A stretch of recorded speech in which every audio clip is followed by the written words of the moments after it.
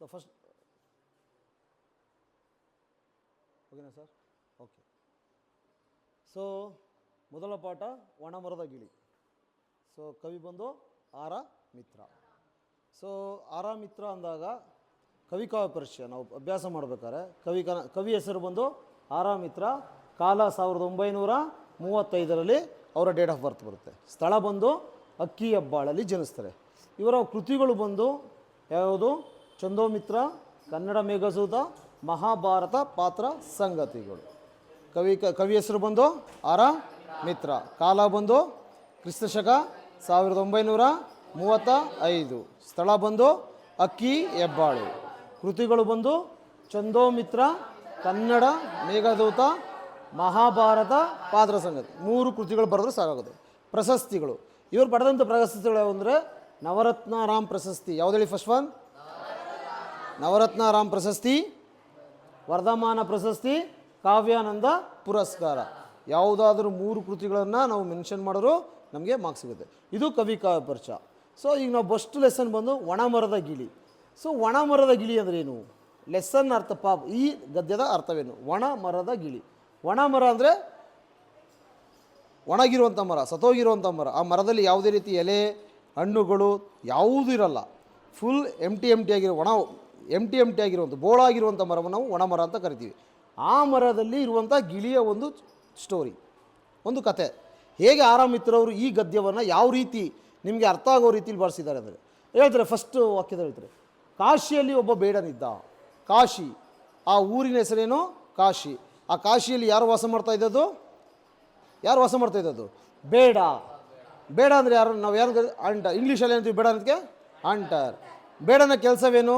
ಪ್ರಾಣಿಗಳನ್ನು ಕೊಲ್ಲೋದು. ಎಲ್ಲಿ? ಕಾಡಿನಲ್ಲಿ ಹೋಗಿ ಪ್ರಾಣಿಗಳನ್ನು ಬೇಟೆಯಾಡೋದು. ಬೇಟೆಯಾಡಿ ತಂದು ಅದನ್ನು ಆಹಾರಕ್ಕಾಗಿ ಅವ್ರು ಸೇವಿಸ್ತಾರೆ ಅವರು.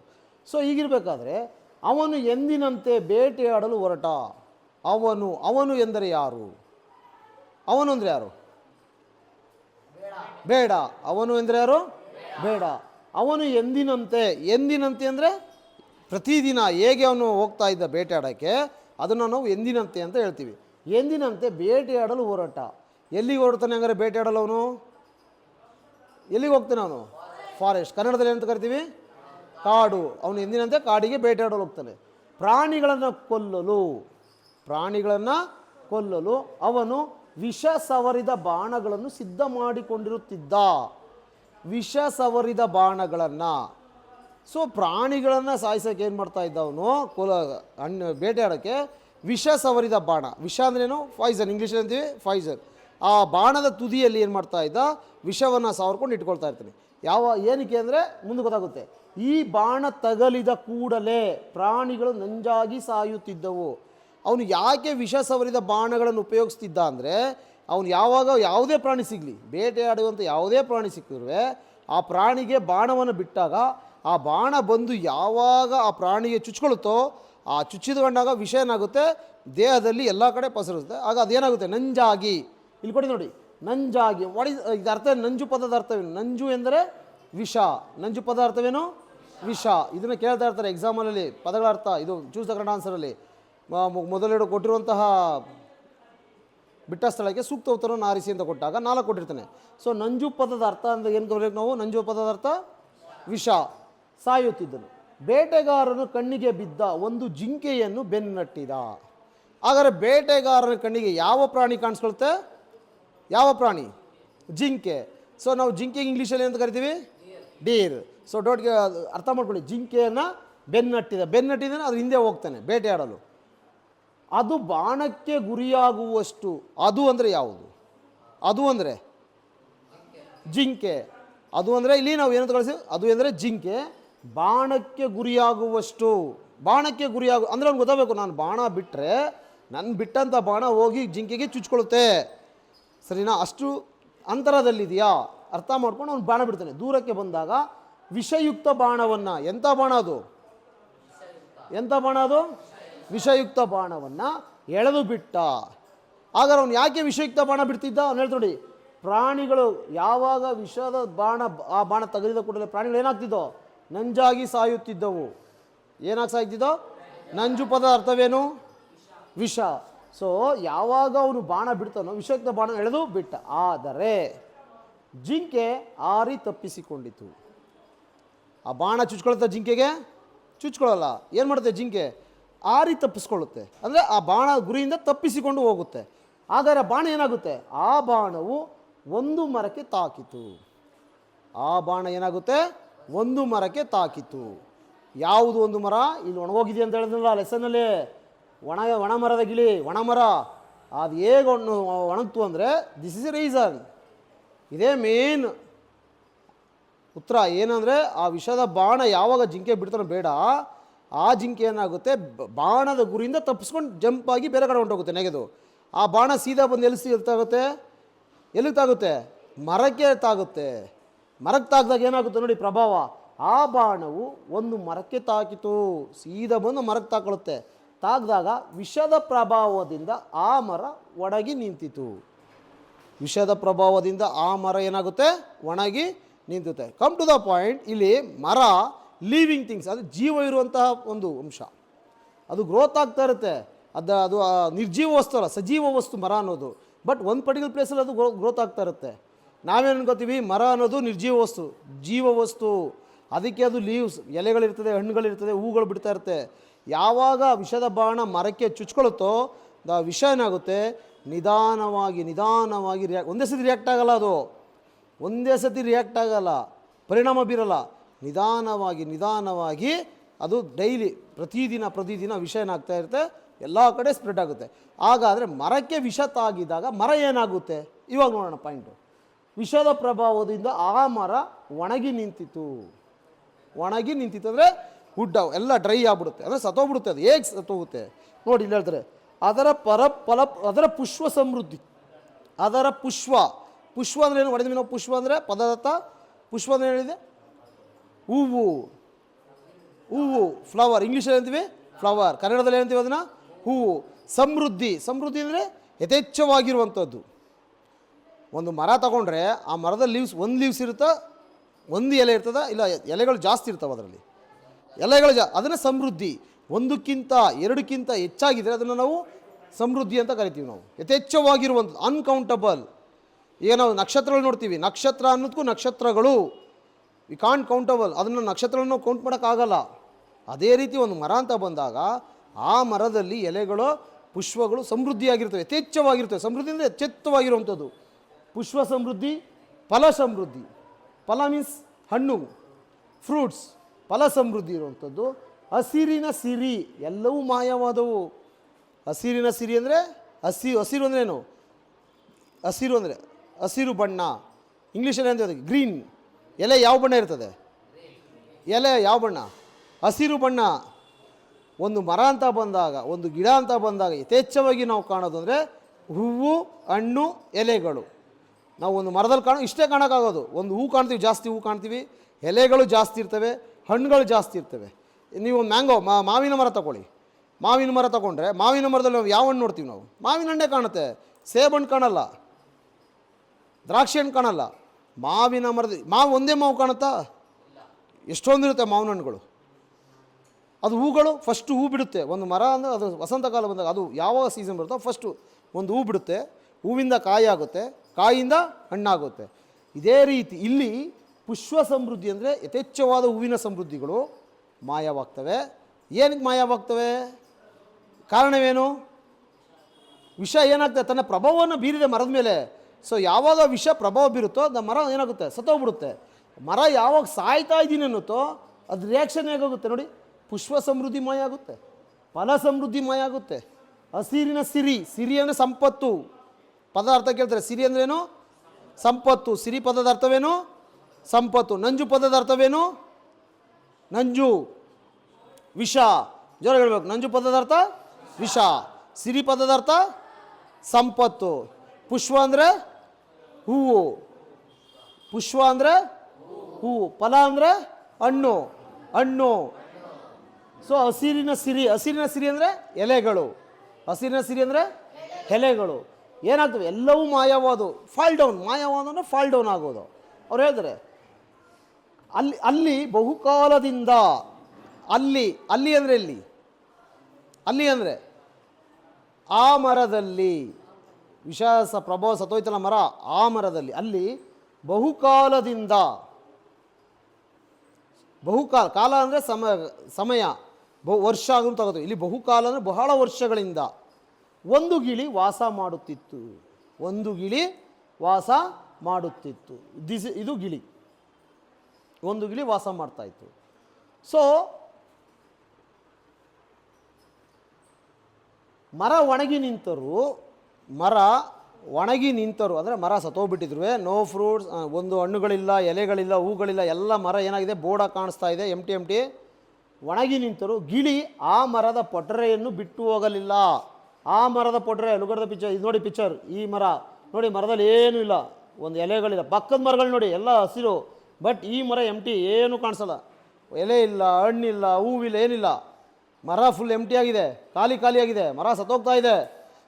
ಪೊಟರೆಲ್ಲೇ ಈ ಗಿಳಿ ಪೊಟರೆಲ್ಲೇ ವಾಸ ಮಾಡ್ತಾರೆ. ಈ ಮರವನ್ನು ಬಿಟ್ಟು ಹೋಗಲಿಲ್ಲ ಅದು. ಸೊ ಇಲ್ಲೇ ಏನು ಮಾಡೋದು, ಪೊಟರೆ ಬಿಟ್ಟು ಹೋಗಲಿಲ್ಲ. ಅಲ್ಲಿ ಸಂಚರಿಸುತ್ತಿದ್ದ ಇಂದ್ರ ಇದನ್ನು ನೋಡಿದ. ಇಂದ್ರ, ಸೊ ಈತ ದೇವರ ಸಮಾನ ಅಂತ ಹೇಳ್ತೀವಿ, ಇಂದ್ರನ ದೇವರು. ಈತ ಅಲ್ಲೇ ಸಂಚಾರ ಅಂದರೆ ತಿರುಗ್ತಾ ಇರೋಂಥ ಸಂದರ್ಭದಲ್ಲಿ ಈ ಮರವನ್ನು ನೋಡ್ತಾರೆ. ಮರದಲ್ಲಿ ಗಿಳಿ ವಾಸ ಮಾಡ್ತಾರೆ ನೋಡಿ, ಅವ್ನಿಗೆ ಆಶ್ಚರ್ಯ ಆಗುತ್ತೆ. ಯಾಕೆ ಆಶ್ಚರ್ಯ ಆಗುತ್ತೆ, ನೆಕ್ಸ್ಟ್ ಟೈಮ್ ಗೊತ್ತಾಗುತ್ತೆ. ಗಿಳಿಯನ್ನು ಕರೆದು ಇಂಥ ಒಣ ಮರದಲ್ಲಿ ಏಕೆ ವಾಸ ಮಾಡುತ್ತಿದ್ಯಾ ಎಂದು ಕೇಳಿದ. ಆ ಗಿಳಿಯನ್ನು ಕರೆದು, ನೋಡಪ್ಪ, ಪ್ರಪಂಚ ವಿಶಾಲವಾಗಿದೆ, ಪ್ರಪಂಚದಲ್ಲಿ ನೋಡಿ ನೀ ಇರೋ ಜಾಗ ಸುತ್ತಮುತ್ತ ಎಷ್ಟೊಂದು ಸುಂದರವಾದ ಮರಗಳಿದೆ, ಎಲ್ಲ ಮರಗಳಲ್ಲಿ ಹಸಿರಿದೆ, ಹಣ್ಣಿದೆ, ಹೂವಿದೆ, ಎಲ್ಲ ಸಮೃದ್ಧಿಯಾಗಿದೆ. ನೀನು ಈ ಒಣ ಮರದಲ್ಲಿ ಯಾಕೆ ವಾಸ ಮಾಡ್ತಿದ್ಯಾ? ಅವ್ನು ಕನ್ಫ್ಯೂಷನ್ ಆಗಿದೆ, ಯಾಕೆ ಈ ಮರದಲ್ಲಿ ವಾಸ ಮಾಡ್ತಾ ಇದೆ ಗಿಳಿ? ಆಶ್ಚರ್ಯಚಕಿತನಾಗ್ತಾನೆ, ಶಾಕ್ ಆಗ್ತಾನೆ. ಕರೆದು ಕೇಳ್ತಾನೆ, ಏಕೆ ಈ ಮರದ ವಾಸ ಮಾಡುತ್ತಿದೆಯಾ ಎಂದು ಕೇಳಿದ. ಆ ಮಾತಿಗೆ ಗಿಳಿ ಹೀಗೆ ಹೇಳ್ತದೆ. ಸೊ ರೀಸನ್ ಏನು ಉತ್ತರ ಬರುತ್ತೆ ಹಾಗಾದ್ರೆ ಗಿಳಿ? ಈಗ ಈ ಮರದಲ್ಲಿ ವಾಸ ಮಾಡಬೇಕಂದ್ರೆ ಎರಡು ವಿಷಯ ಇರಬೇಕು.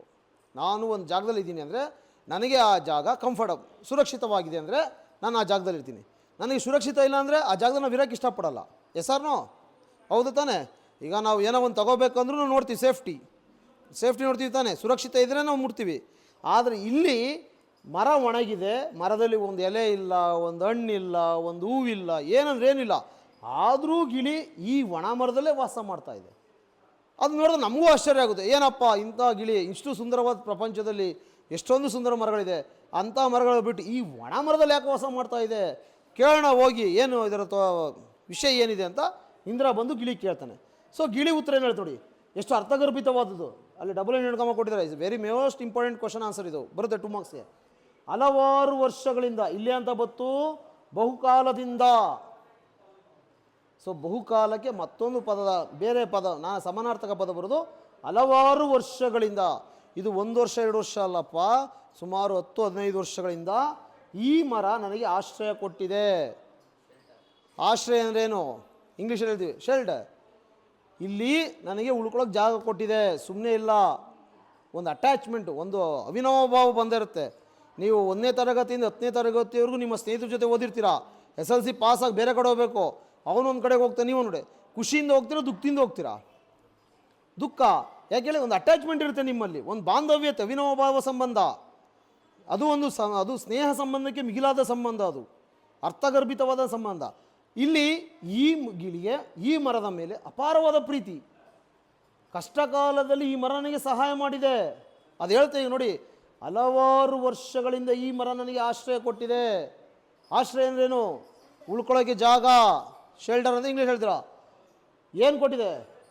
ಹಣ್ಣು ಕೊಟ್ಟಿದೆ, ಫ್ರೂಟ್ಸ್, ಹಸಿದಾಗ ಊಟ ಕೊಟ್ಟಿದೆ, ಆಶ್ರಯ ಕೊಟ್ಟಿದೆ. ಫಸ್ಟ್ ಪಾಯಿಂಟು, ಮೊದಲ ಬರುವಂಥ ಅಂಶ ನನಗೆ ಆಶ್ರಯ ಕೊಟ್ಟಿದೆ. ಸೆಕೆಂಡ್ ಪಾಯಿಂಟ್ ಬಂದು ನನಗೆ ಹಣ್ಣನ್ನು ಕೊಟ್ಟಿದೆ. ನೆಕ್ಸ್ಟ್ ಹೇಳಿ ನೋಡಿ, ತನ್ನ ಹಸಿರು ಬಣ್ಣದಿಂದ ನನ್ನ ಮನಸ್ಸಿಗೆ ಮುದ ನೀಡಿದೆ. ಹಸಿರು ಬಣ್ಣದಿಂದ ಅಂದರೆ ಈ ಮೊದಲು ಸುಂದರವಾಗಿದ್ದ ಮರದಲ್ಲಿ ಹಲವಾರು ಎಲೆಗಳಿದ್ದೋ, ಆ ಎಲೆಗಳ ಹಸಿರು ಬಣ್ಣ ನನಗೆ ಏನು ಕೊಡ್ತಾಯಿತ್ತು? ಮುದ ಅಂದರೆ ಸಂತೋಷವನ್ನು ನೀಡ್ತಾ ಇತ್ತು. ಯಾವ ರೀತಿ? ಗಾಳಿ ಬರ್ತಾ ಬೀಸಿದಾಗ, ಆ ಮರ ವಾಲಾಡಿದಾಗ ಏನೋ ಒಂಥರ ಖುಷಿ, ನನಗೆ ಆನಂದ. ಆ ಖುಷಿಯನ್ನು ಕೊಟ್ಟಿದೆ ಮರ. ನೆರಳು ನೀಡಿದೆ. ನೆರಳು ಅಂದರೆ ಇಂಗ್ಲೀಷಲ್ಲಿ ಹೇಳ್ತೀವಿ ಸ್ಯಾಡೋ, ರೈಟ್? ಸ್ಯಾಡೋ. ಆದರೆ ಈಗ ದುರಾದೃಷ್ಟದಿಂದ ಅದನ್ನು ರೋಗ ಬಡತನಗಳು ಕಿತ್ತು ತಿಂತಾವೆ. ಬಟ್ ಈಗ ದುರಾದೃಷ್ಟ, ಕೆಟ್ಟ ಕಾಲ ಬಂದ್ಬಿಟ್ಟಿದೆ ಮರಕ್ಕೆ, ರೋಗಗಳು ರುಜುನೆಗಳು ಆ ಮರವನ್ನು ಕಿತ್ತು ತಿಂತಾ ಇದೆ. ಸುಂದರವಾಗಿದ್ದಂಥ ಮರ ಈಗೆಲ್ಲ ಎಲೆಗಳನ್ನು ಕಳ್ಕೊಂಡ್ಬಿಟ್ಟಿದೆ, ಹೂ ಇಲ್ಲ, ಹಣ್ಣಿಲ್ಲ, ಏನಿಲ್ಲ, ಎಲ್ಲ ಬರ್ಬಾದಾಗ್ಬಿಟ್ಟಿದೆ. ಅದು ನೋಡೋಕ್ಕೆ ಒಂಥರ ಬೇಜಾರಾಗ್ತಾ ಇದೆ, ಸಾಯೋ ಸ್ಟೇಜಿಗೆ ಬಂದ್ಬಿಟ್ಟಿದೆ, ಬಡ ಕಿತ್ತು ತಿನ್ನುತ್ತಾ ಇದೆ. ಹಾಗೆಂದು ಈ ಸ್ಥಿತಿಯಲ್ಲಿ ನಾನು ಅದನ್ನು ಕೈಬಿಟ್ಟು ಬೇರೆ ಕಡೆಗೆ ಹೋಗಿ ಆ ಮರಕ್ಕೆ ಕೃತಜ್ಞನಾಗಲೇ. ನಾನು ಯಾವುದೇ ಕಾರಣಕ್ಕೂ ನನ್ನ ಕಷ್ಟ ಕಾಲದಲ್ಲಿ ನನಗೆ ಆಶ್ರಯ ಕೊಟ್ಟಂಥ ಮರ ಇದು, ನನಗೆ ಹಸಿವನ್ನು ನೀಗಿಸಿದೆ, ಮುದ ನೀಡಿ ಸಂತೋಷ ನೀಡಿದೆ, ನೆರಳನ್ನು ನೀಡಿದೆ. ಹಂಗನ್ಬಿಟ್ಟು ಈಗ ಆ ಮರಕ್ಕೆ ಏನೋ ತೊಂದರೆ ಆಗಿ ರೋಗ ಬಂದು ಆ ಮರ ಸಾಯೋ ಸ್ಟೇಜ್ ಇದೆ ಅಂದ್ಬಿಟ್ಟು ನಾನು ಆ ಮರ ಬಿಟ್ಟು ನಾನು ಬೇರೆ ಮರಕ್ಕೆ ಹೋಗಲಾರೆ, ಕೃತಜ್ಞನಾಗಲಾರೆ. ಕೃತಜ್ಞತೆ ಆಪೋಸಿಟ್ ವರ್ಡ್ ಕೃತಜ್ಞ. ಕೃತಜ್ಞತೆ ಅಂದ್ರೇನು? ಸಹಾಯ ಮಾಡಿದವರು ನಾವು ಸಹಾಯ ಮಾಡುವಂಥದ್ದು. ಸಹಾಯ ಮಾಡಿಕೊಂಡು ನಾವು ಅವ್ರಿಗೆ ದ್ರೋಹ ಮಾಡೋದಲ್ಲ, ಮೋಸ ಮಾಡೋದಲ್ಲ. ನಾನು ಇದಕ್ಕೆ ಮೋಸ ಮಾಡಲ್ಲ ಅಂತ ಹೇಳ್ತಾ ಇದೆ. ಅದಕ್ಕೆ ಇನ್ನೊಂದು ಉತ್ತರ ಕೊಡುತ್ತೆ ಚೆನ್ನಾಗಿ. ಅದು ನಾನು ಎಲ್ಲೋ ಹೋಗಿ ಆಹಾರವನ್ನು ಸಂಪಾದಿಸಿಕೊಂಡು ಬರುತ್ತೇನೆ. It is very point, good point. ನಾನು ಊಟವನ್ನು ಭಾಳ ದೂರ ಹಾರ್ಕೊಂಡೋಗಿ ಆಹಾರವನ್ನು ಆಹಾರ ಸೆಲೆಕ್ಟ್ ಮಾಡ್ಕೊಂಡು ಊಟ ಮಾಡ್ಕೊಂಡು ಬರ್ತೀನಿ, ಆಹಾರವನ್ನು ಸಂಪಾದಿಸುತ್ತೇನೆ. ಆದರೆ ವಾಸ ಮಾತ್ರ ಇಲ್ಲೇ. ಬಟ್ ನಾನು ಈ ಮರದಲ್ಲೇ ವಾಸವಿರ್ತೀನಿ, ಈ ಮರ ಬಿಟ್ಟು ನಾನು ಯಾವುದೇ ಕಾರಣಕ್ಕೂ ಬೇರೆ ಮರಕ್ಕೆ ಹೋಗಲ್ಲ. ಅದೇ ಹೇಳ್ತೆ, ಸುಖ ಸಂಪತ್ತಿನ ಜೊತೆಗಿದ್ದವರು ದುರ್ಬರ ಗಳಿಗೆಯಲ್ಲಿ ಕೂಡ ಅವರ ಜೊತೆಗೆ ಇದ್ದು ಉಪಕಾರ ಸ್ಮರಣೆ ಮಾಡಬೇಕು, ಅದಕ್ಕೂ ಒಳ್ಳೆಯ ದಿನ ಬರಲಿ ಎಂದು ಹಾರೈಸಬೇಕು. ಅರ್ಥಗರ್ಭಿತವಾದಂತಹ ಪದ, ಅರ್ಥಗರ್ಭಿತ ವಾಕ್ಯ ಇದು. ಸುಖ ಸಂಪತ್ತಿನ ಕಾಲದಲ್ಲಿ ಈಗ ನಾನೊಬ್ಬ ಬಿಸ್ನೆಸ್ ಪರ್ಸನ್ ಅಪ್ಪ, ನಾನೊಬ್ಬ ವ್ಯಾಪಾರಸ್ಥ, ತುಂಬ ನನ್ನ ಟೈಮ್, ನನ್ನ ಗಳಿಗೆ ಚೆನ್ನಾಗಿದೆ, ಆರ್ಥಿಕವಾಗಿ ನಾನು ತುಂಬ ಸದೃಢನಾಗಿದ್ದೇನೆ, ಒಳ್ಳೆಯ ಇನ್ಕಮ್ ಬರ್ತಾ ಇದೆ, ನಾನೀಗ ತುಂಬ ರಿಚ್ ಆಗಿದ್ದೀನಿ. ಈಗ ಎಲ್ಲ ನನ್ನ ಇಡೀ ಸ್ನೇಹಿತರು, ಸಂಬಂಧಿಕರು ಎಲ್ಲರೂ ಬರ್ತಾರೆ ನನ್ನ ಹತ್ರ. ಯಾಕೆ? ನಾನು ಆರ್ಥಿಕವಾಗಿ ಸ್ತಬಲ ಆಗಿದ್ದೇನೆ, ನನ್ನ ಹತ್ರ ದುಡ್ಡಿದೆ. ಅದನ್ನೇ ಹೇಳ್ತಾರೆ, ಸುಖ ಸಂಪತ್ತಿನ ಜೊತೆಗಿದ್ದವರು ದುರ್ಬರ ಗಳಿಗೆಯಲ್ಲೂ ಕೂಡ ಅವರ ಜೊತೆಗೆ ಇರಬೇಕು. ಇದ್ದು ಏನೋ ಟೈಮ್ ಕೆಟ್ಟೋಯ್ತು, ನಂದು ನನ್ನ ಬಿಸ್ನೆಸ್ ಲಾಸ್ ಆಗೋಯ್ತು, ದುಡ್ಡೆಲ್ಲ ಕಳ್ಕೊಂಬಿಟ್ಟೆ, ಪಾಪರ್ ಝೀರೋ ಬ್ಯಾಲೆನ್ಸ್ ಈಗ ನಂದು. ಅವಾಗಲೂ ಸಹ ಯಾರು ನನ್ನ ಜೊತೆ ಮೊದಲಿದ್ರು, ಕಷ್ಟ ಸುಖ ಬರ್ತಿದ್ರು, ಇವಾಗಲೂ ಸಹ ಅವ್ನು ಕಷ್ಟ ಬಂದಿದೆ, ಈಗಲೂ ಅವನ ಜೊತೆ ಇದ್ಕೊಂಡು ನಾವು ಸಹಾಯ ಮಾಡೋಣ, ಅವ್ನು ಮತ್ತೆ ಮೊದಲಿನಂತೆ ಮಾಡೋಣ ಅನ್ನೋ ಆಸೈಸಬೇಕು. ಅದು ಬಿಟ್ಬಿಟ್ಟು ಜೊತೆಗಿದ್ದು ಅವ್ರಿಗೆ ಉಪಕಾರ ಸ್ಮರಣೆ ಮಾಡಬೇಕು. ನಾವು ಸಹ ಅವ್ರಿಗೆ ಒಳ್ಳೆಯದನ್ನು ಮಾಡಬೇಕು. ನೋಡಪ್ಪ, ಒಂದು ಟೈಮ್ ನೀ ಚೆನ್ನಾಗಿದೆ, ನಂಗೆ ಸಹಾಯ ಮಾಡಿದ್ಯಾ, ಈಗ ನಿನಗೆ ಕಷ್ಟ ಬಂದಿದೆ, ಬಾ ನಾನು ನಿಂಗೆ ಸಹಾಯ ಮಾಡ್ತೀನಿ ಅನ್ನೋ ಒಂದು ಮನೋಭಾವನೆ ಇರಬೇಕು ನಮ್ಮಲ್ಲಿ. ಅದಕ್ಕೂ ಒಳ್ಳೆಯ ದಿನ ಬರಲಿ ಎಂದು ಹಾರೈಸಬೇಕು. ಅವ್ರಿಗೂ ಸಹ ಒಳ್ಳೇದು ಬರಲಿ ಎಂದು ನಾವು ದೇವರ ಹತ್ರ ಹಾರೈಸಬೇಕು. ಇದು ಗಿಳಿಯ ಒಂದು ಏನು ಮಾತು, ಅರ್ಥಗರ್ಭಿತವಾದಂಥ ಮಾತು. ಗಿಳಿ ಮನಸ್ಸು ಪಟ್ಟಿದ್ರೆ ಬೇರೆ ಮರಕ್ಕೆ ಹೋಗ್ಬೋದಾಯಿತು, ಬಟ್ ಅದು ಹೋಗಲಿಲ್ಲ. ಅದು ಇದೇ ಮರ ನನಗೆ ಆಶ್ರಯ ಕೊಟ್ಟಿದೆ, ಉಪಕಾರ ಸ್ಮರಣೆ ಮಾಡ್ಕೋತಾ ಇದೆ. ಅದು ಉಪಕಾರ ಸ್ಮರಣೆ. ಪ್ರಪಂಚದಲ್ಲಿ ನಮ್ಮಲ್ಲಿ ಹೇಗೆ ಸಂಬಂಧಗಳು ಇದೆ ಅಂದರೆ, ನಮ್ಮಲ್ಲಿ ಒಂದು ಅವಿನವ ಭಾವ ಸಂಬಂಧ ಇದೆ. ಸೊ ನಮ್ಗೆ ಯಾರ ಸಹಾಯ ಮಾಡಿದ್ರೆ ನಾವು ಅವ್ರಿಗೆ ಸಹಾಯ ಮಾಡಬೇಕು. ಈಗ ನೋಡಿ, ಪ್ರಪಂಚ ಈಗ ಹೇಗಿದೆ ಜಗತ್ತು ಅಂದರೆ, ಕೆಲವರು ಮಕ್ಕಳು ತಂದೆ ತಾಯಿಗಳನ್ನ ತಗೊಂಡೋಗಿ ವೃದ್ಧಾಶ್ರಮಕ್ಕೆ ಸೇರಿಸ್ತಾರೆ. ತಂದೆ ತಾಯಿಗಳು ಮಕ್ಕಳ ಲಾಲನೆ ಪಾಲನೆ ಪೋಷಣೆ ಮಾಡಿ ಒಂದು ಹಂತಕ್ಕೆ ತಂದು ಒಂದು ಕೆಲಸಕ್ಕೆ ಸೇರಿಸಿ ಮದುವೆ ಮಾಡಿ ಅವ್ರಿಗೆ ಜೀವನ ಕಟ್ಕೊಡ್ತಾರೆ. ಅದೇ ಮಕ್ಕಳು ಏನು ಮಾಡ್ತಾರೆ, ಅದೇ ತಂದೆ ತಾಯಿಗಳನ್ನ ಕರ್ಕೊಂಡೋಗಿ ಆಶ್ರಮಕ್ಕೆ ಸೇರಿಸ್ತಾರೆ. ವಯಸ್ಸಾಗಿದೆ, ಹೋಗಿ ವೃದ್ಧಾಶ್ರಮದಲ್ಲಿರಿ, ತಿಂಗಳು ಪ್ರಪಂಚ ನಡೀತಿರೋವಂಥದ್ದು ಇದು. ಎಲ್ಲರ ಮನೆಯಲ್ಲೂ ಅಬ್ಸರ್ವ್ ಮಾಡಿ. ಈಗ ನಿಮ್ಮದು ಜಾಯಿಂಟ್ ಫ್ಯಾಮಿಲಿ, ಅವಿಭಕ್ತ ಕುಟುಂಬ ಇದ್ದರೆ ದಾದಿಮ್ಮ ಇರ್ತಾರೆ, ಅಜ್ಜಿ ಇರ್ತಾರೆ, ಅಜ್ಜಿ ತಾತ ಅಣ್ಣ ಅಕ್ಕ ದೊಡ್ಡಮ್ಮ ಚಿಕ್ಕಮ್ಮ ಎಲ್ಲರೂ ನಿಮ್ಮ ಆರೋಗ್ಯ ವೀಕ್ಷಣೆ ಮಾಡ್ತಾರೆ. ಹೆಸರು ಎಲ್ಲರೂ ಚೆನ್ನಾಗಿರ್ತದೆ. ಒಂಥರ ಜಾಯಿಂಟ್ ಫ್ಯಾಮಿಲಿ, ಒಂಥರ ಖುಷಿ. ಈಗೇನು ಬರ್ತದೆ, ಆ ಜಾಯಿಂಟ್ ಫ್ಯಾಮಿಲಿ ಈಗ ಎಲ್ಲೂ ಕಾಣಲ್ಲ. ಈಗ ಇಂಡಿವಿಜುವಲ್ ಫ್ಯಾಮಿಲಿ, ಸಪ್ರೇಟ್.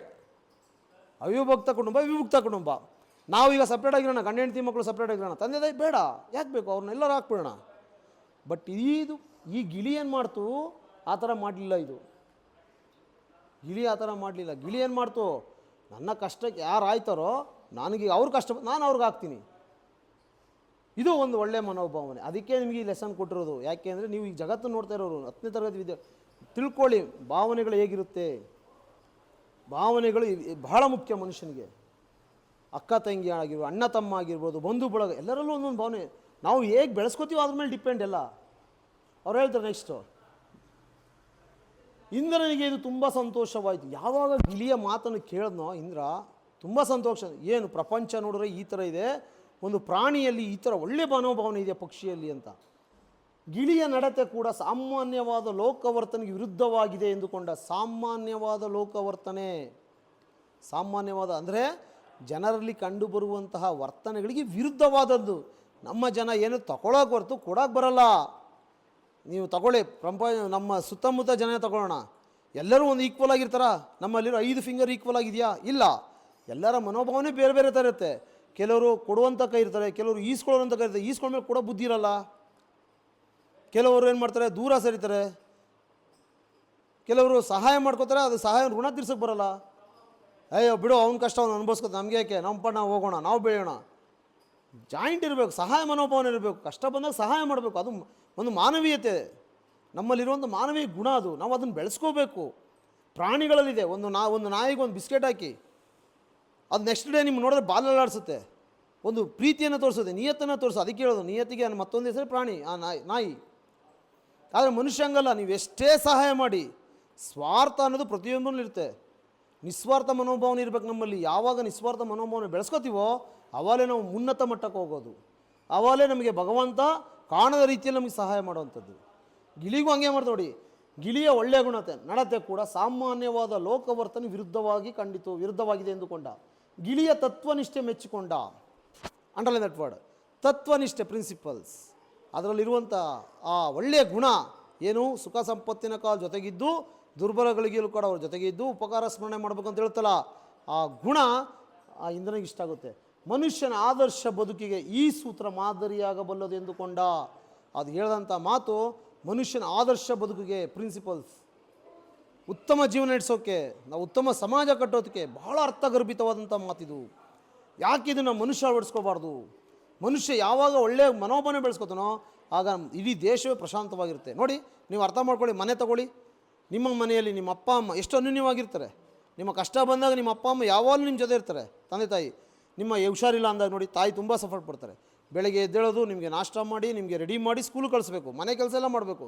ತಂದೆ ನಿಮಗೆ ಬೇಕಾದೆಲ್ಲ ಕೊಡಿಸ್ಬೇಕು. ಬಾಲ್ಯದಿಂದ ಹಿಡಿದು ಯೌವನ ಮಟ್ಟಿಗೂ ನಿಮ್ಮನ್ನ ತಗೊಂಡು ನಿಲ್ಲಿಸ್ತಾರೆ, ಮದುವೆ ಮಾಡಿಸ್ತಾರೆ, ನಿಮ್ಮೊಂದು ಜೀವನ ಕಟ್ಕೊಡ್ತಾರೆ. ಆಗ ನೆಕ್ಸ್ಟ್ ಅವ್ರ ಮಕ್ಕಳಾಗ್ತಾರೆ. ಆವಾಗ ನೀವೇನು ಮಾಡಬೇಕು? ನೀವು ಅವ್ರ ಸೇವೆ ಮಾಡಬೇಕು, ಅವ್ರ ಋಣ ತೀರಿಸ್ಕೋಬೇಕು. ಆದರೆ ನಾವು ಹಂಗೆ ಮಾಡಲ್ಲ. ಮಾಡಿಸ್ಕೊಂಡಿದ್ದೀವಾ, ಮುಗಿಯಿತು, ನಿಮ್ಮ ಕರ್ಮ ನೀವು ಅನುಭವಿಸಿ, ನನ್ನ ಸಂಸಾರ ಅಂದ್ಕೊಂಡು ನಾವು ದೂರ ಹೋಗ್ಬಿಡ್ತೀವಿ. ಆ ಥರ ಮಾಡ್ಬಾರ್ದು. ನಾವು ಯಾವಾಗಲೂ ಆದರ್ಶ ತತ್ವಗಳನ್ನು ಅಳಿಸ್ಕೊಳ್ಬೇಕು. ಸಹಾಯ ಮಾಡಿದರೆ ನಾವು ಅದು ಸಹಾಯ ಅನ್ನೋಕ್ಕಿಂತ ನಮ್ಮ ಕರ್ತವ್ಯ. ನಮ್ಮ ಪ್ರೀತಿ. ಯಾರಲ್ಲಿ ಪ್ರೀತಿ ಇರ್ತದೋ, ಯಾರಲ್ಲಿ ಒಳ್ಳೆಯ ಗುಣಗಳಿರ್ತದೋ ಅವ್ರು ಯಾರ ಹತ್ರ ಇಳಿಸ್ಕೊಳ್ಳಲ್ಲ, ಸಮಾಜ ಸೇವೆ ಮಾಡೋಕ್ಕೆ ಮುಂದೆ ಇರ್ತಾರೆ ಯಾವಾಗಲೂ. ಸೊ ಅವ್ನು ಹೇಳ್ತು ನೋಡಿ, ಹೀಗೆ ಪರಾಯಿತಕಾಂಕ್ಷರು ಗಿಳಿರಾಯನಿಗೆ ಏನಾದರೂ ವರ ಕೊಡಬೇಕೆಂದು ತೀರ್ಮಾನಿಸಿದ. ಯಾವಾಗ ಅದಕ್ಕೆ ಹೇಳಿದ್ದು, ನಮ್ಮಲ್ಲಿ ಒಳ್ಳೆ ಮನೋಭಾವನೆ ಇದ್ದು ನಾವು ಒಂದು 10 ಜನ ಸಹಾಯ ಮಾಡ್ತೀವಿ ಅಂದರೆ ಕಾಣದ ಕೈಯೊಂದು ನಮಗೆ ಸಹಾಯಕ್ಕೆ ನಿಂತ್ಕೊಳ್ಳುತ್ತೆ. ಕಾಣದ ಕೈ ಗೊತ್ತಿಲ್ಲ ಯಾವುದು ಅಂತ. ಆ ಕಾಣದ ಕೈ ಮನುಷ್ಯನ ರೂಪದಲ್ಲಿ ಬರ್ಬೋದು, ಯಾರ ರೂಪದವನು. ಈಗ ನಿಮ್ಮ ಇಷ್ಟು ಜನ ಇರ್ತೀರಾ, ಹಾಗೆ ಒಂದು ಸ್ಮಾಲ್ ಎಕ್ಸಾಂಪಲ್. ಇಷ್ಟು ಜನದಲ್ಲಿ ಒಬ್ಬ ಊಟ ತಂದಿರಲ್ಲ, ಲಂಚ್ ಎಲ್ಲ ಕುಂತಿರ್ತೀರಾ, ಒಬ್ಬ ಊಟ ತಂದಿರಲ್ಲ. ಅವಾಗ ಏನು ಮಾಡ್ತೀರಾ? ನೀವು ತಗೊಳ್ಳಿ, ನಿಮ್ಮ ಕ್ಯಾರಿನ ಸ್ವಲ್ಪ ಒಂದೊಂದು ಸ್ಪೂನೇ ತೆಗೆದಾಕಿ ಕೊಡಿ ಅವನಿಗೆ. ಅವನಿಗೂ ಈಕ್ವಲ್ ಆಗಿ ಸೇರುತ್ತೆ ಊಟ, ಅವನು ಹೊಟ್ಟೆ ತುಂಬ ಊಟ ಮಾಡ್ತಾನೆ. ಇದು ಮಾನವೀಯತೆ ಗುಣ, ಇದು ಒಂದು ಆದರ್ಶ. ಇದು ನಾವು ಬೆಳೆಸ್ಕೋಬೇಕು. ಅವ್ನು ಊಟ ತಂದಿಲ್ಲ ಬಿಡು, ನಮಗೆ ಯಾಕೆ, ನಾವು ಊಟ ಮಾಡಿದ್ರೆ ಹನಿಯನಿ ಗುಡ್ರೇನೆ ಹಳ್ಳ, ಒಗ್ಗಟ್ಟಿನಲ್ಲಿ ಬಲವಿದೆ. ಇವೆಲ್ಲ ಒಂದು ಮಾತುಗಳು ಹಿಂದೆ ಹೇಳಿದಂಥ ಅರ್ಥಗರ್ಭಿತವಾದದ್ದು. ನಾವು ಒಬ್ರಿಗೆ ಸಹಾಯ ಮಾಡಿದ್ರೆ ಭಗವಂತ ಕಾಣದ ರೀತಿಯಲ್ಲಿ ಬಂದು ನಮಗೆ ಸಹಾಯ ಮಾಡ್ತಾನೆ. ಅದು ಮನುಷ್ಯನ ರೂಪದಾಗಿರ್ಬೋದು, ಯಾವುದೇ ರೂಪದಾಗಿರ್ಬೋದು. ಅದಕ್ಕೆ ಗಿಣಿನೇ ಒಂದು ಎಕ್ಸಾಂಪಲ್. ಗಿಳಿರಾಯನಿಗೆ ಏನಾದರೂ ವರ ಕೊಡಬೇಕೆಂದು ತೀರ್ಮಾನಿಸಿದ. ಅದರ ಶ್ರದ್ಧೆಯನ್ನು ಮೆಚ್ಚಿ ಏನಾದರೂ ವರ ಕೇಳಿಕೊಡುತ್ತೇನೆ. ಸರಿ, ದೇವ ಇಂದ್ರದೇವ ಹೇಳ್ತಾನೆ, ಅಪ್ಪ ನಿನಗೇನು ಬೇಕು ವರ ಕೇಳಪ್ಪ, ನಾನು ಕೊಡ್ತೀನಿ. ಯಾಕೆ ನೀನು ಒಳ್ಳೆ ಗುಣ, ಒಳ್ಳೆತನ ಇದೆ ನಿನ್ನಲ್ಲಿರೋ ಒಳ್ಳೆತನಕ್ಕೆ ಮೆಚ್ಚಿ ಕೊಡುವಂಥದ್ದು. ಏನಾದ್ರು ಕೇಳ್ಕೊಡ್ತೀನಿ ಅಂತೇಳಿ. ಸೊ ಅದು ಎಂಥ ಜನ್ಮ ಬಯಸಿದ್ದರೂ, ಎಂಥ ಭೋಗವನ್ನು ಬಯಸಿದ್ದರೂ ಕೊಡಲು ಅವನು ಸಿದ್ಧನಾಗಿದ್ದ. ಎಂಥ ಜನ್ಮ, ಸ್ವಾಮಿ ನನಗೆ ರಾಜನಾಗಬೇಕು, ನನಗೆ ರಾಜನ ತಾನ ಕೊಡಿ ಅಂದರೆ ಕೊಟ್ಬಿಡ್ತಾ ಇದ್ದ.